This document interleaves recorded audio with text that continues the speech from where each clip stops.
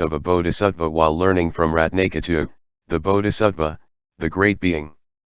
Moreover, Subhuti, those bodhisattvas, great beings who course in perfect wisdom, and who resolutely believe in the fact of the non-genesis of all dharmas, although they have not acquired the patient acceptance of dharmas which fail to be produced. And likewise those who, although they have not acquired the patient acceptance of dharmas which fail to be produced, resolutely believe that all dharmas are empty, that they are calmly quiet, that they are nullities, insignificant, void and insubstantial. To them also the Buddhas and Lords demonstrate the Dharma with a thrill and with much exultation. But the bodhisattvas, the great beings, to whom the Buddhas and Lords, while proclaiming their name, demonstrate Dharma and exult, they have forsaken the level of the disciples and pratyekabuddhas, and they are predicted to the supreme enlightenment. For a bodhisattva, who courses in perfect wisdom, and of whom the Buddhas and Lords proclaim the name, will stand in irreversibility, and, having stood therein, he will reach the knowledge of all modes. Moreover, Subhuti, the bodhisattva, the great being who, when the deep perfection of wisdom is being taught, on hearing it will not hesitate, or doubt, or be stupefied, but will know so it is as the Tathagata has taught, and will listen to it in greater detail, in the presence of the Tathagata Akshobhya and of those sons of good family who belong to the Bodhisattva vehicle. This son of good family belonging to the Bodhisattva vehicle will, as one who resolutely believes in this perfection of wisdom as taught by the Tathagata, stand in irreversibility. For even merely to hear of the perfection of wisdom achieves much for the Bodhisattvas, the great beings. How much more will be achieved by those who resolutely believe in it? Who, having believed, will stand in thusness, and progress to thusness, and who thereafter will stand firmly in the knowledge of all modes. Subhuti. If again, O Lord, when he has stood in thusness and progressed to it, no dharma has been apprehended, how will he stand firmly in the knowledge of all modes? Since as distinct from suchness no separate dharma can be apprehended. Who then will stand in suchness, or who will, having stood in suchness, fully know the supreme enlightenment and demonstrate dharma? The suchness, to begin with, cannot be apprehended, how much more so he who, having stood in suchness, knows full enlightenment and demonstrates dharma? That cannot possibly be. The Lord. So it is, Subhuti, so it is, just as you say. And why? Whether Tathagatas are produced, or whether Tathagatas are not produced, there stands firmly established the suchness of dharmas. Their non-falseness, unaltered suchness, dharmahood, there stands just this dharma element of dharmas, the established order of dharma, the fixed sequence of dharma, the reality limit. In this suchness no one will stand, nor will anyone, having stood in suchness, know full enlightenment or demonstrate dharma. And why?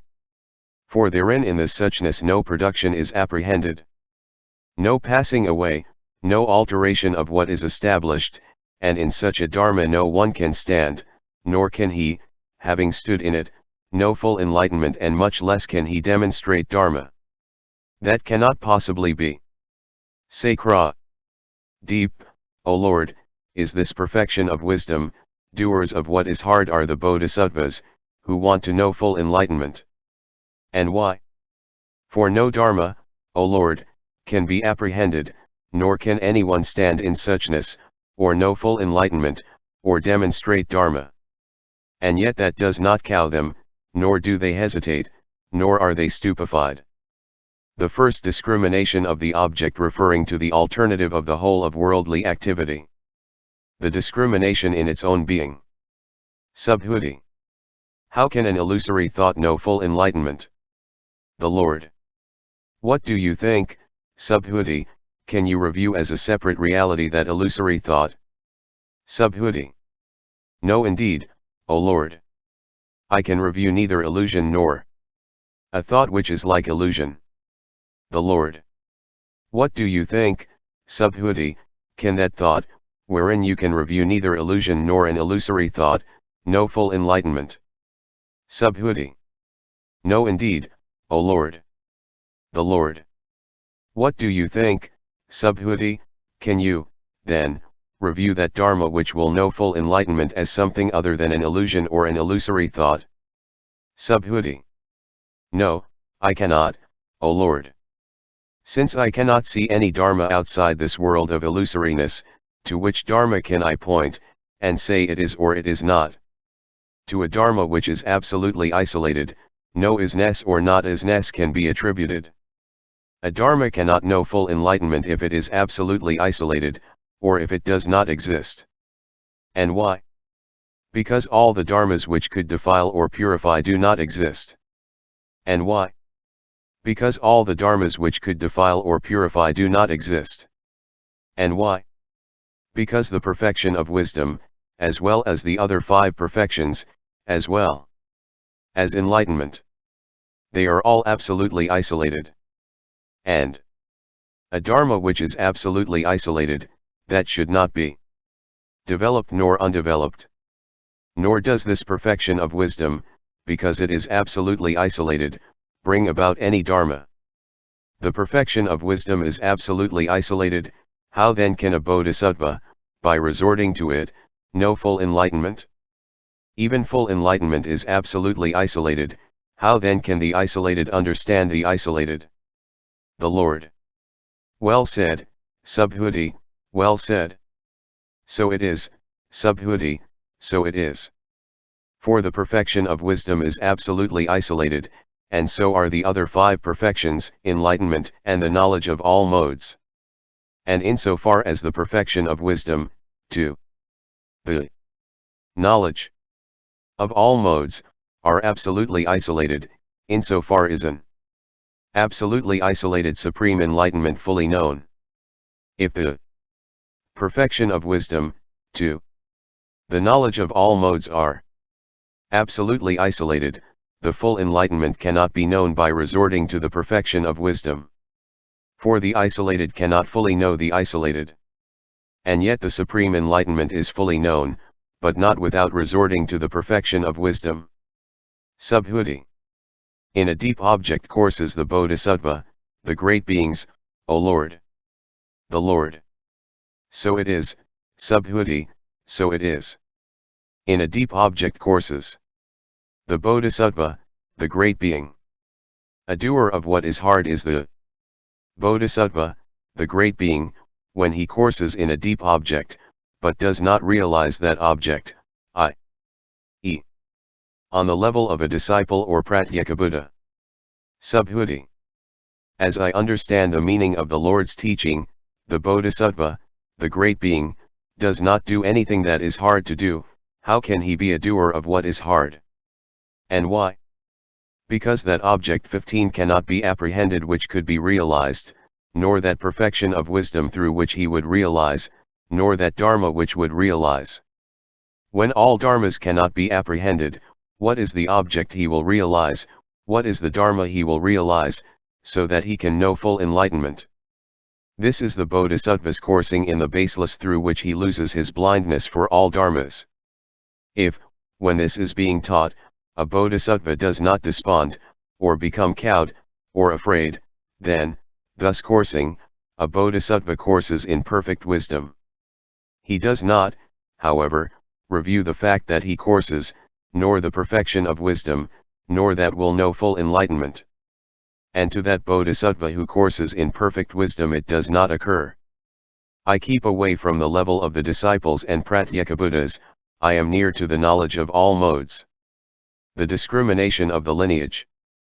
Just, O Lord, as it does not occur to space, I am near this or I am far from that. And why? Because of the unbrokenness of space, its immobility, its nondiscriminativeness. Just so it does not occur to the bodhisattva, the great being who courses in perfect wisdom, the disciple level or the pratyekabuddha-level is far from me, the utmost, right, and perfect enlightenment is near to me. And why? Because of the lack of discrimination on the part of the perfection of wisdom. the discrimination of the process which leads to full attainment. Just as it does not occur to an illusory man, the illusion is far from me, the conjuror is near to me, again this assembled crowd of people, that is far from me or near to me. And why? Because of the lack of discrimination on the part of the illusory man. Just so it does not occur to the bodhisattva. The great being who courses in perfect wisdom, the disciple level or the pratyekabuddha-level is far from me, the utmost, right, and perfect enlightenment is near to me. The discrimination of the object of unmistaken cognition. Just as it does not occur to a reflected image, the object by which the reflected image has arisen, that is near to me. But again those who have approached in that mirror or bowl of water, they are far from me. And why? Because of lack of discrimination on the part of the reflected image. Just so it does not occur to the bodhisattva. The great being who courses in the perfection of wisdom, the disciple level or the pratyekabuddha-level is far from me, the utmost, right, and perfect enlightenment is near to me. And why? Because of the lack of discrimination on the part of the perfection of wisdom. For, O Lord, to the perfection of wisdom nothing is dear or undear. And why? Because the own being of that which would be dear or undear cannot be apprehended. The discrimination of points to be shunned and antidotes. Just as for the Tathagata, the Arhat, the fully enlightened one nothing dear or undear exists, just so also for the perfection of wisdom. The discrimination of one's own spiritual